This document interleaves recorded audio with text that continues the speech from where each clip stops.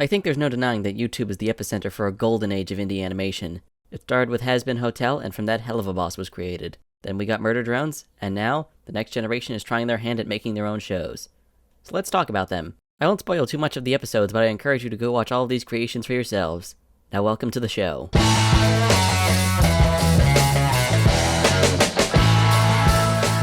Ramshackle. Ramshackle has existed for a while as animatics and a student thesis film, but only recently got a pilot episode. Ramshackle follows 3 homeless street rats when they find a baby in the trash and attempt to teach it the ways of survival. Hilarity ensues. The animation is fun and bouncy. Their sense of humor is weird. Not bad, just weird. I can't do it justice by trying to describe it. The twist at the end of the episode is funny, and I won't spoil it here. The voice actors all do wonderful jobs. In the pilot, the main characters try to enter a baby into the child beauty pageant. It makes me wonder if every episode will be a different criticism of the upper class. Keeping in mind that the beauty pageants aren't strictly an upper-class thing, but rather the creator used them as a vessel for the writers to poke fun at the perfectionism the upper class usually expects of the younger children. The characters have distinct personalities, but the episode makes me want to learn more about their relationship and backstory. Overall, 7 out of 10 pilot. It's just missing a few moments to define the characters and give us slightly more of their backstory. I'll touch on this later. Port by the Sea. Port by the Sea follows 2 kids who get shipwrecked in a small town. In a port by the sea. He said the thing! This show would be the answer to the question, what if Gravity Falls and Over the Garden Wall had a baby? The main character set out to find someone named Bonnie at the request of the town inventor so he would agree to fix their boat. This world has a load of interesting creatures. Again, this is good world building because it makes me really want to learn more about the world they are in. Especially the Gravekeeper. His design and voice are really cool. Also, yay, disability representation! Now I do find this kid's voice a little annoying. I think the voice actor plays him well, I just think his character would be better off in smaller doses.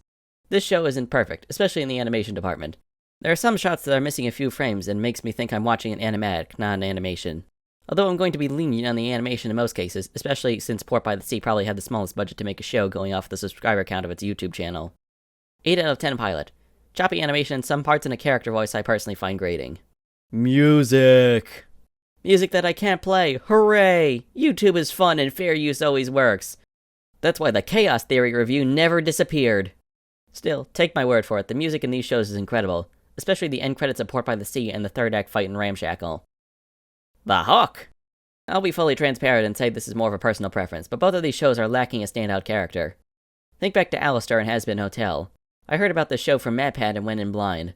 Around the 3rd act, the show went from a 6 out of 10 pilot to a 9 out of 10 pilot. What happened? Alistair happened.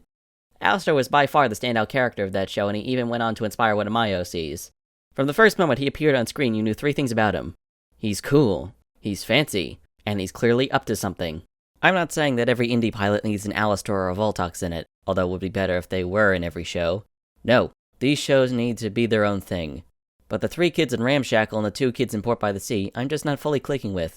I'll watch more episodes when they come out, but there's nothing keeping me on the edge of my seat like Alistair from Hazbin Hotel, or Kane from Amazing Digital Circus, or N from Murder Drones, or Moxie and Blitz from Hell of a Boss.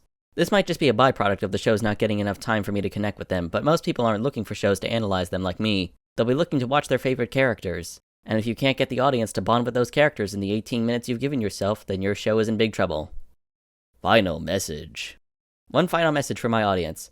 Well, I'll always strive to keep this channel appropriate for kids and I'll never swear in my videos. Not everything I mentioned here is kid-friendly. Ramshackle does have swearing, but not as much as Hazbin Hotel and Hell of a Boss. Murder Drones has a lot of gore, but it's robot gore with no swearing. Amazing Digital Circus doesn't have gore or swearing, not uncensored at least, but we'll get into more adult themes as the series goes on. So far, Port by the Sea is the cleanest of the bunch without any blood, gore, or swearing, so keep that in mind for your viewing pleasure. We are in a golden age of creativity and animation.